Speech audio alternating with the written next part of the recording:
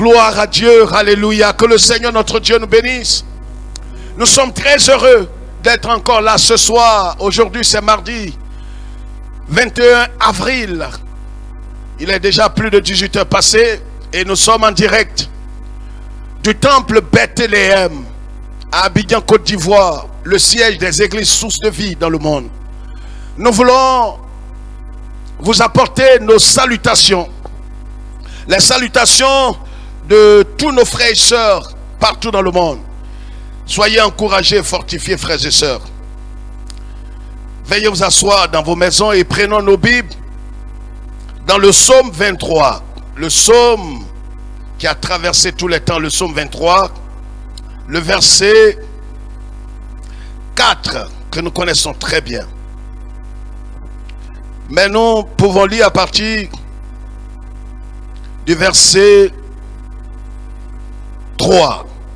Il restaure mon âme, il me conduit dans les sentiers de la justice à cause de son nom. Quand je marche dans la vallée de l'ombre de la mort, je ne crains aucun mal, car tu es avec moi. Ta houlette et ton bâton me rassurent. Voilà ce que déclare le psalmiste, l'homme selon le cœur de Dieu. Le roi David, celui qui a régné pendant des années, pratiquement près de 40 ans sur Israël. Vous savez tous avec moi que David était serviteur de Dieu. David n'était pas un homme parfait. Nous le savons tous, aucun homme n'est parfait, même en Christ. Mais une chose est certaine, David a été le choix de l'Éternel. David n'était pas un aventurier. David n'était pas un opportuniste. C'est un homme qui a été choisi par Dieu, qui a été mis à part par Dieu. Vous savez tous comment le prophète Samuel était venu dans la maison de son père Isaïe pour choisir le roi d'Israël. Son père qui ne comptait pas sur lui. Vous voyez, tous les psaumes que David a écrits sont des psaumes inspirés, sont des paroles importantes, ce sont des expériences qu'il a vécues dans la vie. Vous m'entendez? Et quand il dit l'Éternel est mon berger, quand David dit l'Éternel est mon berger, il sait de quoi il parle. Il sait que quand un homme l'abandonne, quand son père et sa mère n'ont pas confiance en lui et ne le considèrent pas véritablement comme un fils digne, il sait que son espérance est en l'Éternel Dieu. Et il dira l'Éternel est mon berger, je ne manquerai de rien. Frères et sœurs, notre étude ce soir va tourner autour d'un thème important. L'attitude des élus face à l'obstacle. L'attitude, qu'est-ce que c'est? Nous le savons tous, c'est notre manière de nous tenir face à une situation. C'est notre attitude. Mais vous savez, les croyants, les véritables enfants de Dieu, les serviteurs de Dieu, ceux qui ont réellement donné leur cœur à Jésus, ont une attitude qui est propre à leur vie. Vous comprenez? Les véritables enfants de Dieu ont une attitude. C'est ce que nous allons voir ce soir. David dit ici, lorsque je marche dans la vallée de l'ombre de la mort, je ne crains aucun mal. Pourquoi est-ce qu'il dit cela?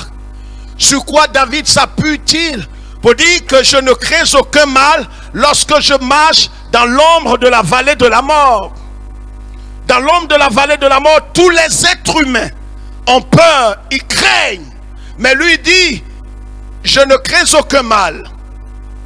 Il y a une attitude que nous devons développer, frères et sœurs. Si nous ne voulons pas abandonner la course, si nous ne voulons pas quitter la course, si nous voulons véritablement combattre le bon combat, achever la course et garder la foi, il nous faut développer une attitude qui vient de Dieu. C'est pourquoi, voyez, en tant que chrétiens, nous devons avoir une attitude de cœur qui repose pas sur notre capacité, mais une attitude de cœur qui repose sur la confiance en Dieu. C'est l'attitude, cette attitude que David a développée. Vous m'entendez? Et cette attitude-là, nous devons aussi la développer.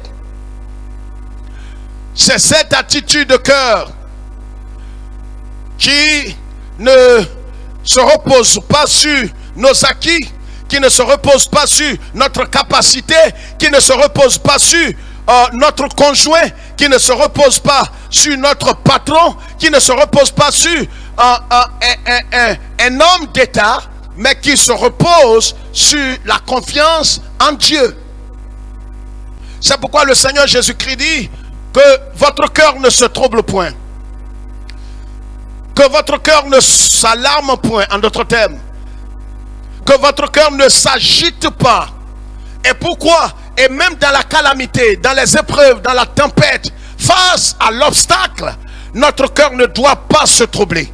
C'est un ordre que le Seigneur donne. Il dit que votre cœur ne se trouble pas. Que votre cœur ne se trouble point.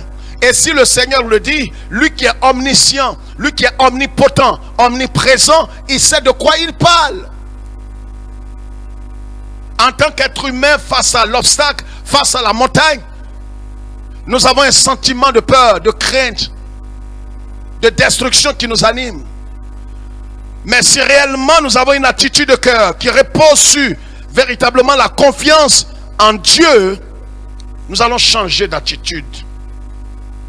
Quelle doit être l'attitude des élus? Un élu, c'est celui qui s'est détourné de la mauvaise voie, qui a entendu l'évangile, qui s'est détourné de la mauvaise voie et qui s'est tourné par la foi à Christ et qui est devenu un fils de Dieu, conformément à ce que la Bible dit en Jean chapitre 1, le verset 12. La Bible dit à tous ceux qui l'ont reçu, à ceux qui croient en son nom, elle leur a donné le pouvoir de devenir enfants de Dieu. Il n'est pas né de la chair ni du sang, mais qui sont nés de l'Esprit de Dieu. Alors si réellement nous sommes nés de Dieu, nous devons avoir une attitude qui est propre au Fils de Dieu. Quelle est l'attitude que tu développes dans ces temps d'incertitude? Quelle est l'attitude de ton cœur dans ces temps d'incertitude, dans ces temps troubles, dans ces temps fâcheux? Si l'attitude de ton cœur ne repose pas sur la confiance en Dieu, alors je suis dans le regret de te dire que tu échoueras et tu risques gros. Tu risques gros. Certains ont commencé déjà à s'essouffler. Certains ont commencé déjà à perdre espoir parce qu'ils se disent que c'est terminé, parce que, voyez, pasteur, on a crié vers Dieu, on a invoqué le Seigneur, on a fait toutes sortes d'offrandes et la pandémie continue. Mais nous devons continuer de lever les yeux vers le Seigneur. Alléluia. Nous devons continuer de crier vers notre Dieu. Et je voudrais ce soir partager quelques points importants avec vous, frères et sœurs. En parlant d'attitude, en parlant de manière, la manière que nous devons avoir intérieurement, notre manière de nous tenir est très importante. La façon dont nous nous tenons face à des situations va déterminer l'issue. La manière dont nous nous tenons face aux épreuves, face aux difficultés, face à tout ce que nous rencontrons sur notre chemin. Parce que nous sommes sur le chemin étroit.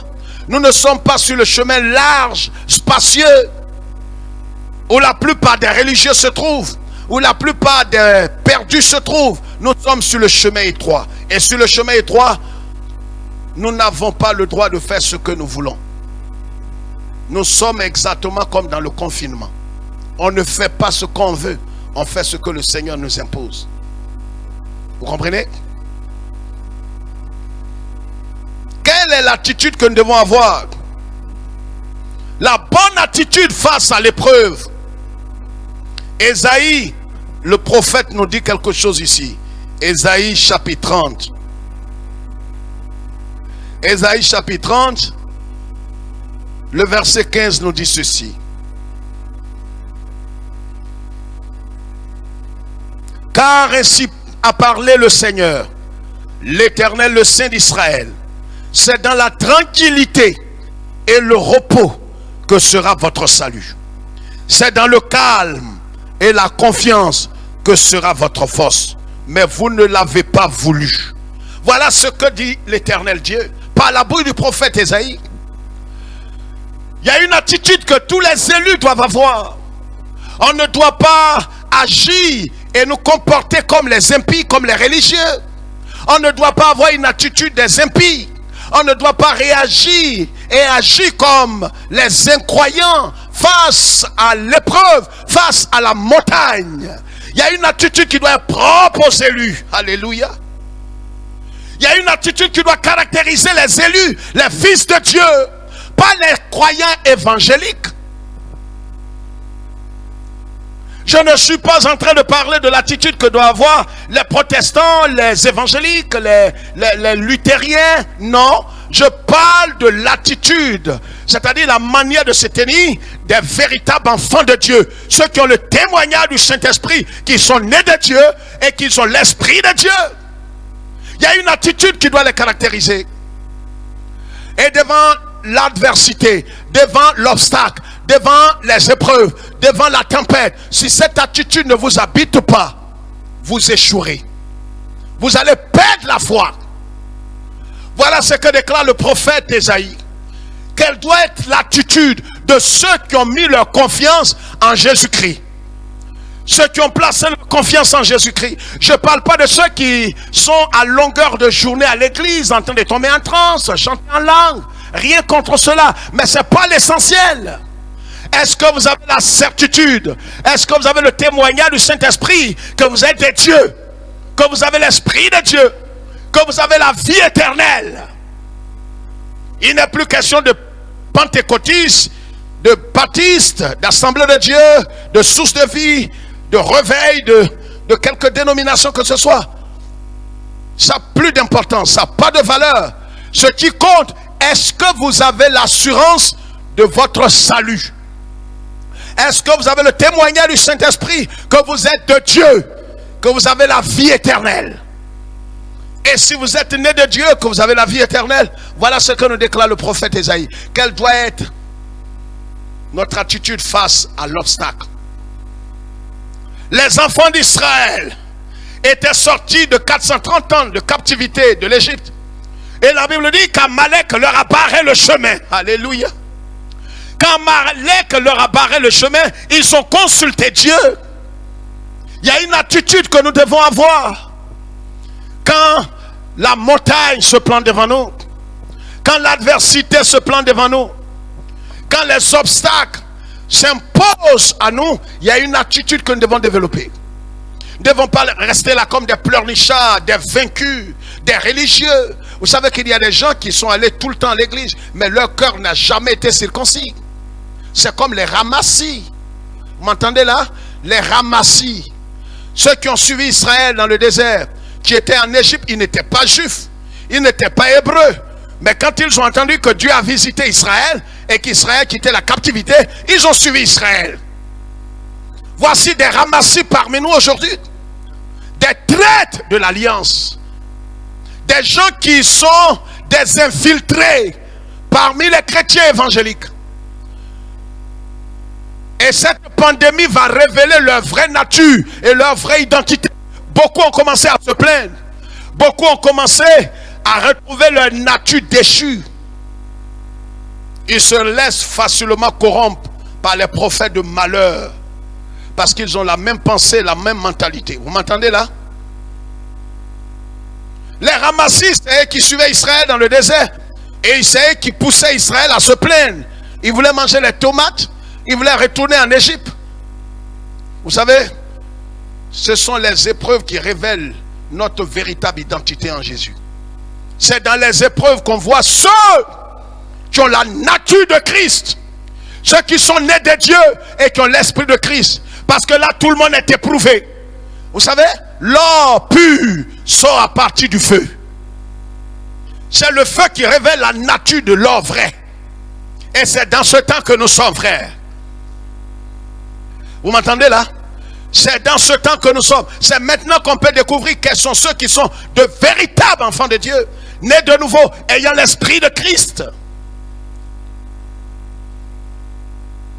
On n'a pas besoin de temps, de bishop, d'archevêque, de demi-dieu. Est-ce que tu as la capacité de lire la parole de Dieu sous l'autorité du Saint-Esprit? Pas sous l'autorité des mentors. Des mentors. Ils mentent et ils ont tort. Des traîtres de l'alliance, les vendus. Vous savez, quand quelqu'un est tordu à l'intérieur de lui, il ne suit que ses vendeurs d'illusions. Si vous voyez quelqu'un suivre ces gens, c'est parce qu'il a la même pensée, le même esprit. Les traites de l'alliance. Voilà ce que déclare la parole de Dieu. Le prophète Ésaïe révèle quelque chose. Il dit, voilà ce que Dieu dit. Car ainsi a parlé le Seigneur l'Éternel, le Saint d'Israël. C'est dans la tranquillité. C'est dans la tranquillité. Voilà une attitude de cœur. C'est pas dans l'agitation. C'est pas dans l'affolement, dans la panique. Oh, beaucoup s'affolent, beaucoup sont paniqués, beaucoup sont dans le désordre. Dieu n'agit pas dans l'affolement, dans la panique. La Bible dit dans 1 Corinthiens chapitre 14, notre Dieu n'est pas un Dieu de désordre. L'affolement, la panique et toutes ces choses, c'est le désordre. Vous comprenez? Dieu est un Dieu d'ordre. La première chose que je voulais souligner ici, les élus, quelle attitude ils ont? Les élus ont une attitude propre. La première chose, c'est qu'ils font confiance à Dieu, quel que soit l'obstacle. Ils font confiance à Dieu. Proverbe chapitre 10, verset 9. Ils font confiance à Dieu, quelle que soit l'adversité, ils font confiance à Dieu. Proverbe 10, que je vais lire rapidement. Regardez ce que la Bible dit. Proverbe chapitre 10, le verset 9. Il dit ici, celui qui marche dans l'intégrité marche avec assurance. Mais celui qui prend des voies tortueuses sera découvert. Celui qui marche dans l'intégrité marche avec assurance. Vous m'entendez? Les élus, ce sont des hommes et des femmes et des jeunes gens qui ont reçu Christ, qui demeurent dans la foi, qui combattent chaque jour le bon combat de la foi. Ceux-là, ils marchent dans l'intégrité. Et la Bible dit ici, celui qui marche dans l'intégrité marche avec assurance. Ils font confiance à Dieu. Voici une attitude de cœur que le juste, que l'élu doit développer. Frères et sœurs, nous devons développer cette attitude de confiance en Dieu. Vous comprenez? Confiance en Dieu. On ne peut pas marcher avec Dieu sans lui faire confiance. Si nous marchons véritablement avec Dieu, nous devons faire confiance à notre Dieu. Est-ce que nous développons cette attitude de cœur? Faire confiance à Dieu. La Bible dit que la foi est une ferme assurance des choses qu'on espère, une démonstration de celles qu'on ne voit pas. Dans la foi a deux aspects importants.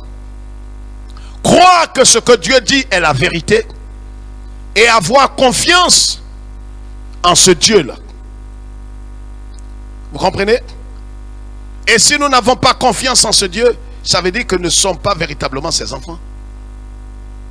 C'est l'une des attitudes que l'élu doit développer. Pourquoi est-ce que l'élu fait face à l'obstacle? C'est en faisant confiance à Dieu. C'est le premier aspect important. Faire confiance pas à l'homme, pas à son conjoint, pas à son patron, pas à sa banque, pas à un pasteur ou à un chef religieux, pas à un guide éclairé, pas à un ange. Mais il fait confiance à Jésus-Christ. La deuxième chose ici, c'est que c'est une attitude importante que le juste ou l'élu développe. Ils ne craignent absolument rien. Face à l'obstacle, ils ne craignent rien. Parce que celui qui a confiance ne craint rien. Le psaume 23 que nous avons lu tout à l'heure, le verset 4 dit: quand je marche dans l'ombre de la vallée de la mort, je ne crains aucun mal. Voyez, une des attitudes les plus importantes que développe l'élu, c'est qu'il ne craint pas face à l'obstacle. Vous vous souvenez que Jésus, dans la barque avec les disciples, a repris les apôtres pour leur dire: hommes de peu de foi, pourquoi avez-vous craint? Ils ont dit: mais maître, on était prêts à périr. Il dit: mais c'est moi qui vous ai dit allons à l'autre bord. Ce n'était pas pour que vous périssiez. Voyez, face à l'obstacle, il nous arrive très souvent de ne plus avoir confiance à Jésus. De ne même plus avoir foi en Jésus-Christ. Certains ont commencé à emprunter des raccourcis. Certains ont commencé à faire confiance à des pratiques occultes. Certains ont commencé à chercher des prophètes ou des guides éclairés pour faire des actions prophétiques. Et quelle action prophétique! Certains ont commencé à boire du lait. On leur a dit à 2 heures du matin ou à minuit, lève-toi, lave-toi avec du lait. Quelle abomination! Voyez, beaucoup de chrétiens sont en train d'être initiés par des pasteurs sorciers. En France, vous qui nous suivez, en Italie aussi, en Allemagne, en Afrique, partout, faites très attention à ceux qui vous éduquent spirituellement. Vous n'avez pas besoin d'aller vous laver avec du lait. C'est de la sorcellerie. Vous n'avez pas besoin de prendre votre photo, faire des prières ou la photo de votre conjoint, faire des prières là-dessus. C'est de la sorcellerie. C'est de la cabale juive.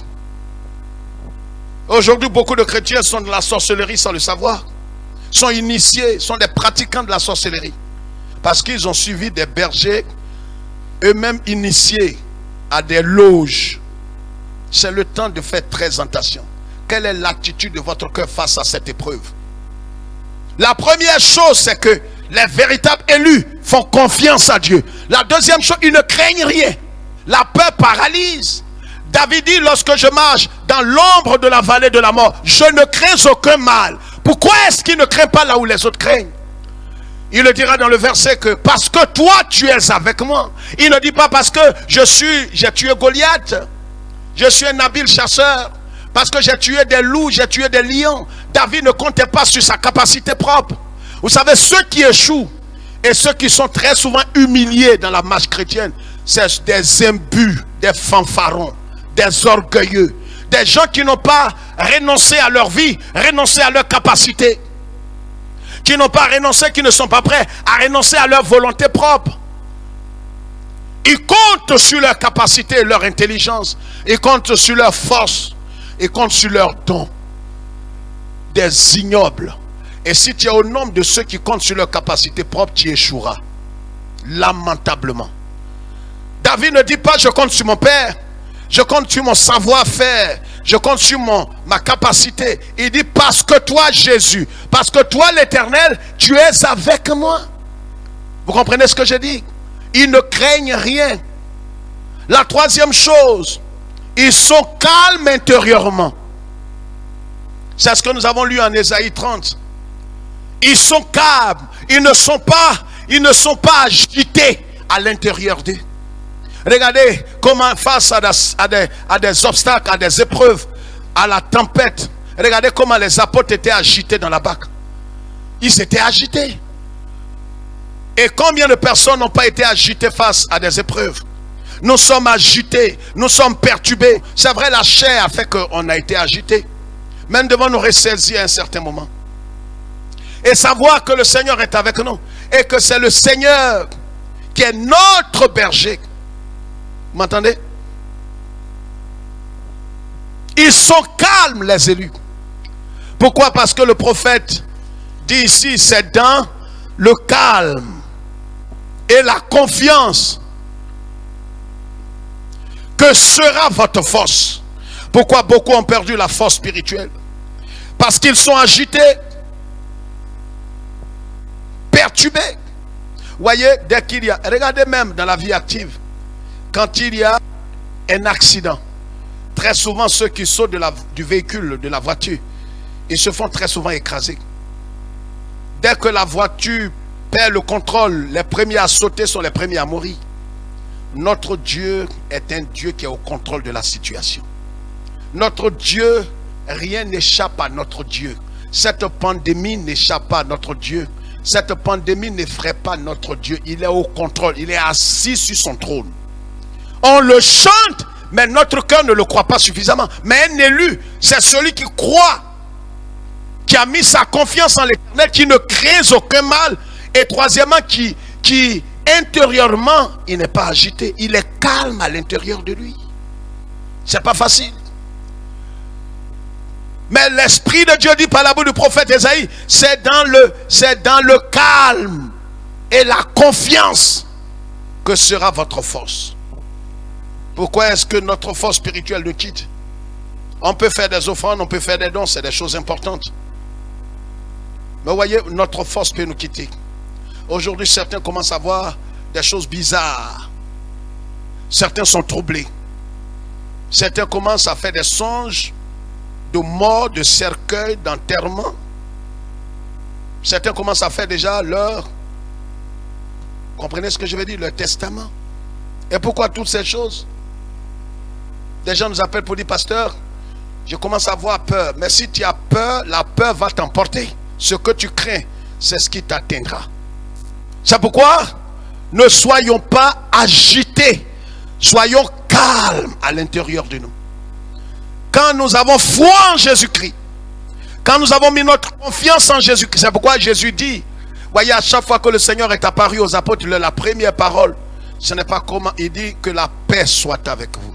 Là où se trouve la paix de Christ, là se trouve la tranquillité. Est-ce que votre cœur n'est pas agité? Face même aux problèmes dans votre maison, dans votre travail, dans votre foyer, face à ce problème mondial, est-ce que nos cœurs sont dans la tranquillité? Si ton cœur n'est pas dans la tranquillité et que tu es dans les petits calculs, dans les soucis vont t'emporter. Le Seigneur dit, déchargez-vous sur moi de tous vos fardeaux. Vous comprenez? C'est très important de comprendre cela. La quatrième chose, ils ont la certitude de la présence de Dieu. C'est ce que David dira dans le psaume 23, le verset. Il dit, parce que tu es avec moi. Comment David sait dans l'ombre de la mort que l'Éternel est avec lui? Il a cette confiance dans son cœur. Alléluia. Il n'attend pas de tomber en transe et de parler à l'âme. Oh Seigneur, je ne sens pas ta présence. On n'a pas dit de sentir, il n'est pas une odeur. Crois en sa présence. Crois qu'il est avec toi. Il a dit, je suis avec vous jusqu'à la fin du monde. Ne cherche pas à sentir. Peut-être ce soir même tu ne te sens pas. Mais crois que le Seigneur est avec toi. Ne cherche pas à sentir. Si tu veux sentir tes sentiments, on dit sentiment. Sentiment. Ne compte pas sur les sentiments. Crois la parole de Dieu. Certains vont jusqu'à dire, pasteur, je veux bien, mais comment tu peux savoir? Est-ce que pasteur, tu sais que Dieu est avec moi? Comment je peux savoir que je suis toujours sauvé? Mais parce que je crois à la Bible. La Bible dit, celui qui a le Fils a la vie. Je crois ce que la Bible dit, je ne crois pas mes sentiments. Parce que mes sentiments peuvent mentir. Mes sentiments peuvent dire aujourd'hui Dieu n'est plus avec toi. Et pourtant entre la parole de Dieu et mes sentiments, ce sont les sentiments qui mentent. Dieu est la vérité. Dieu dit je suis avec toi. Mes sentiments disent Dieu n'est pas avec toi. C'est pourquoi David ramenait son âme toujours dans la droiture. Il dit mon âme bénit l'Éternel. Parce que tu peux te lever un matin et tu ne veux même pas chanter. Tu ne veux rien faire. Tu es troublé. Tu n'es pas content, tu es dans des humeurs. Vous m'entendez? Pas pour autant que Dieu n'est pas avec toi. Alléluia. Alléluia. Peut-être que tu es en train de traverser des moments difficiles. Tu n'arrives même plus à prier.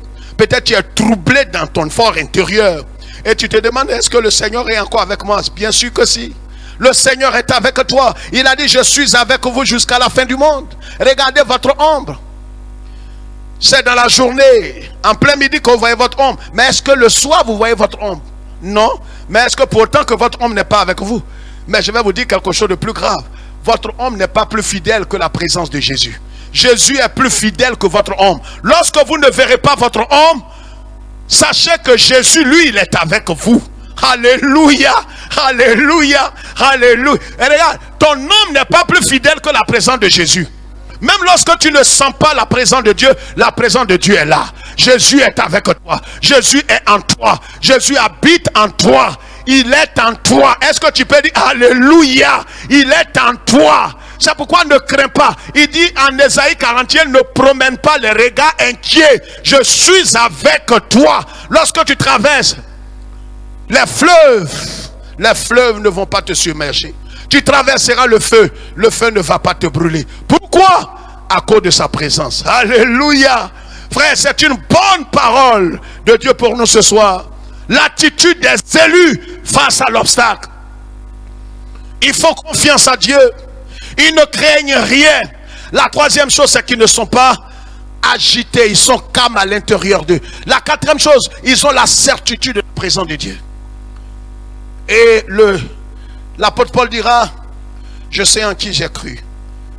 Je sais qu'il est avec moi. Oh, lorsque tous m'ont abandonné, je sais qu'il est avec moi.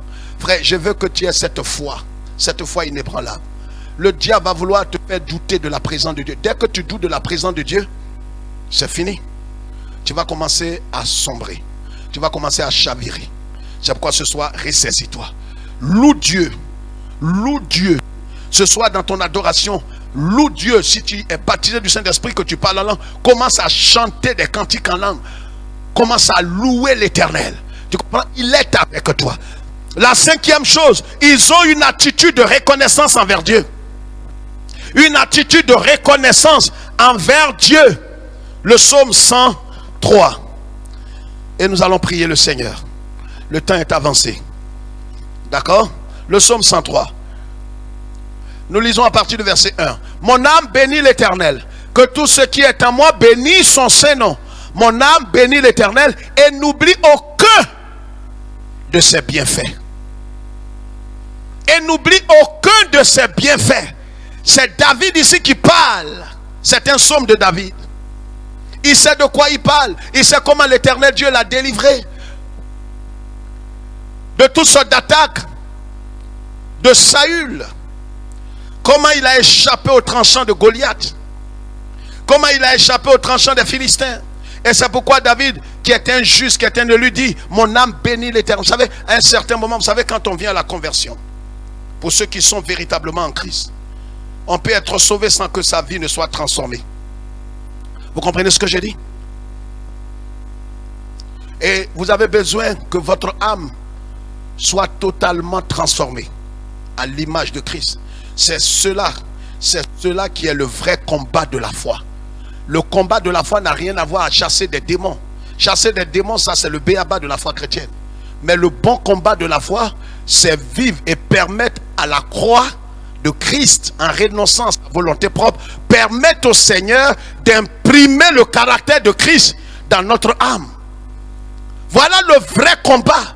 Et pour que cela soit manifeste, il faut que nous décidions librement et délibérément de renoncer à notre volonté, renoncer à notre gloire, renoncer à notre dignité. C'est pourquoi ici David dit: mon âme bénit l'Éternel, comme s'il était différent de son âme. Parce que son âme était dans la tristesse. Vous savez, vous avez envie de célébrer l'Éternel. Vous avez envie de chanter les cantiques à Dieu. Peut-être même ce soir après ce culte. Mais votre âme est attristée à cause d'une situation. Ne permettez pas à votre âme de maudire Dieu.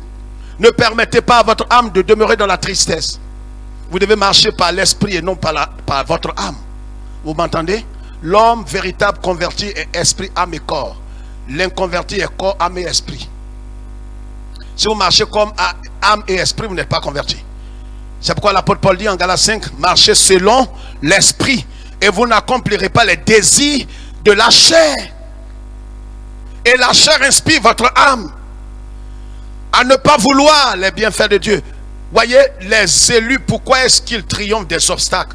Pourquoi est-ce qu'ils sortent toujours plus que vainqueurs de toutes les épreuves? Simplement parce que c'est des gens qui ont une attitude de reconnaissance envers Dieu. Ils ne passent pas sous silence les hauts bienfaits de Dieu. Ils n'attendent pas d'avoir un véhicule, d'avoir une maison, d'être millionnaire avant de chanter les cantiques à l'Éternel. Mais le matin, ils se lèvent. Le simple fait qu'ils aient le souffle de vie, ils se lèvent le matin et bénissent le Seigneur.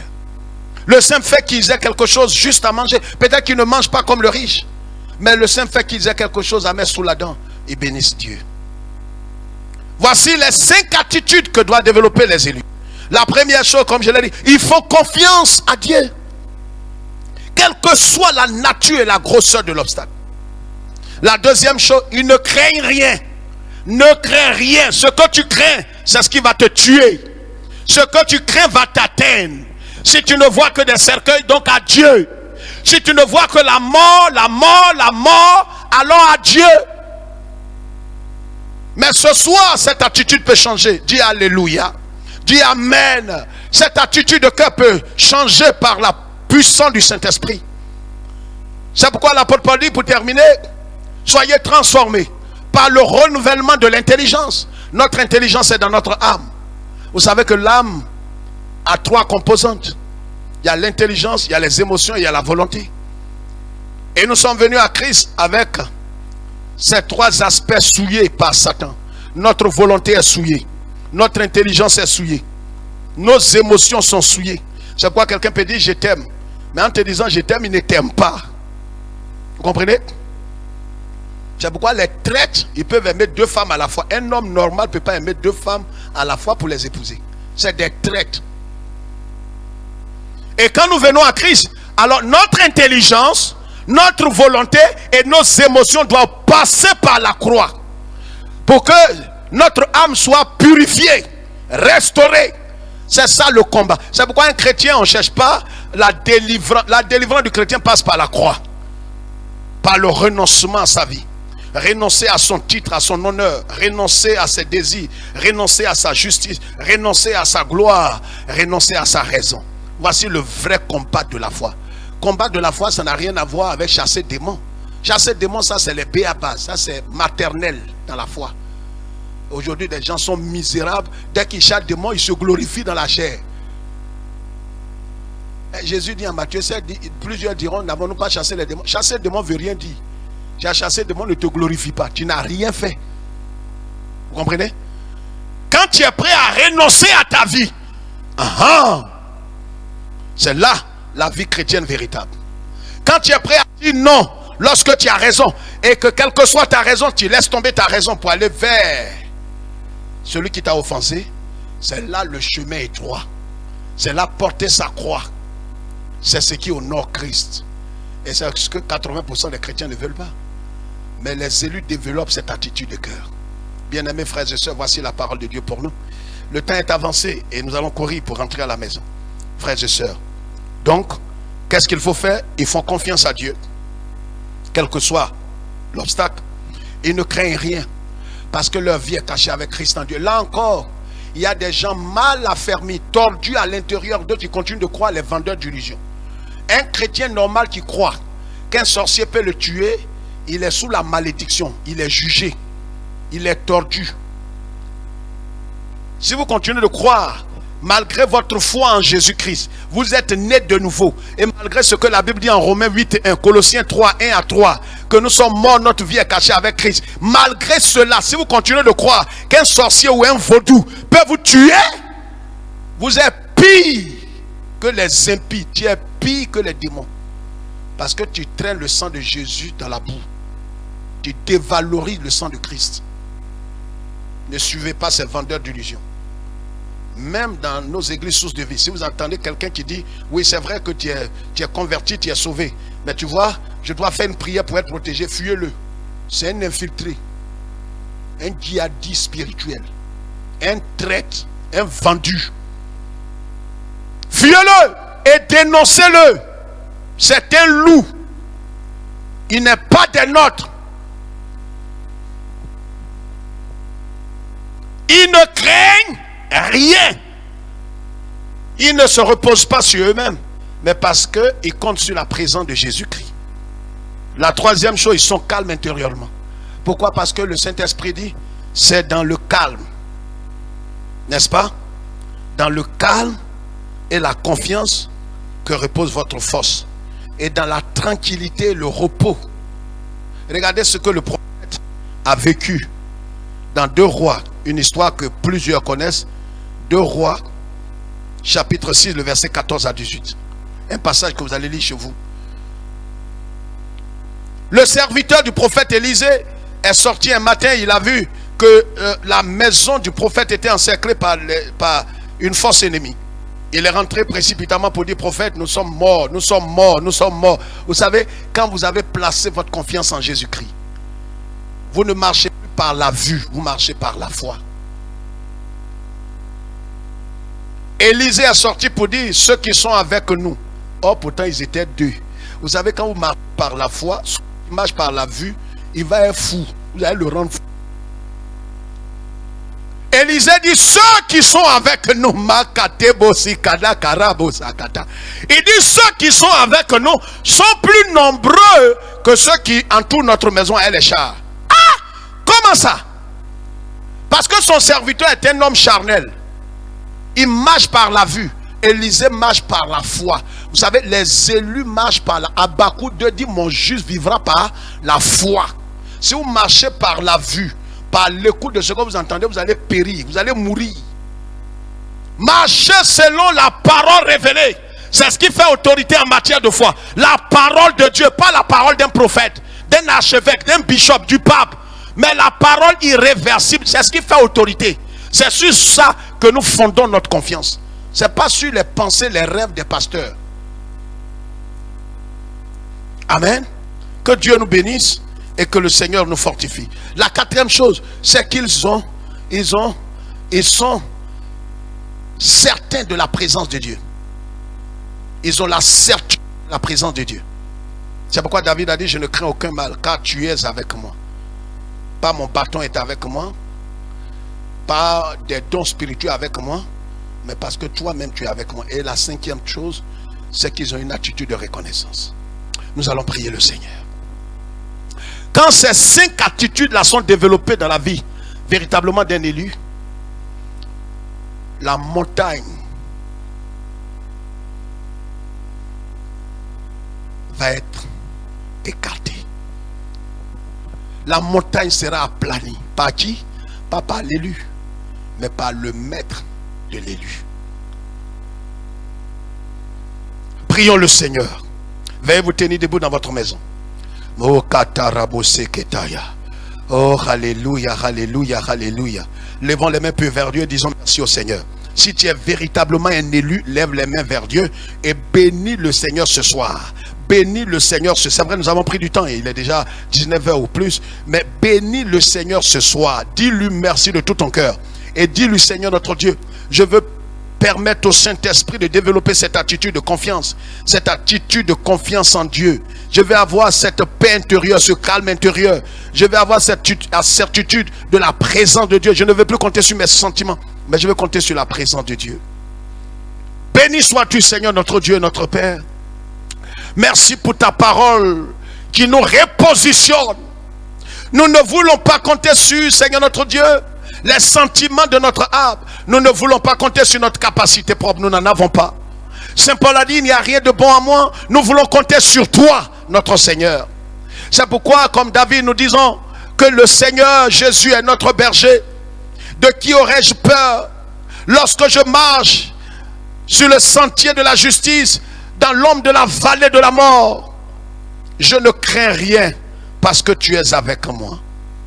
Merci Seigneur notre Dieu de nous bénir tous ce soir, de redresser tous ceux qui sont, Seigneur notre Dieu, égarés, de ramener sur le chemin étroit.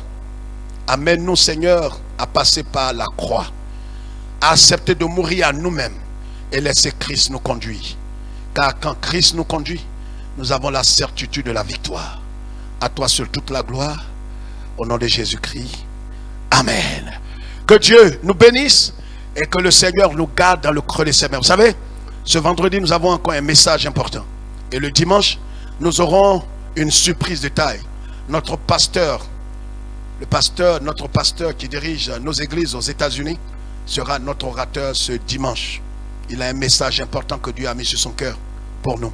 C'est pourquoi, soyez tous connectés et nous attendons vraiment avec foi ce message. Nous voulons saluer tous nos frères et sœurs de l'extérieur.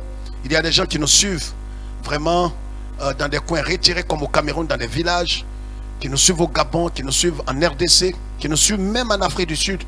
Que Dieu vous bénisse. Et nous continuons de dire merci à Dieu pour nos 3 sœurs qui ont été vraiment formidables, qui nous ont aidés. Nous avons par la grâce de Dieu pu acheter les 2 ordinateurs, tout le matériel nécessaire, et nous diffusons avec joie aujourd'hui.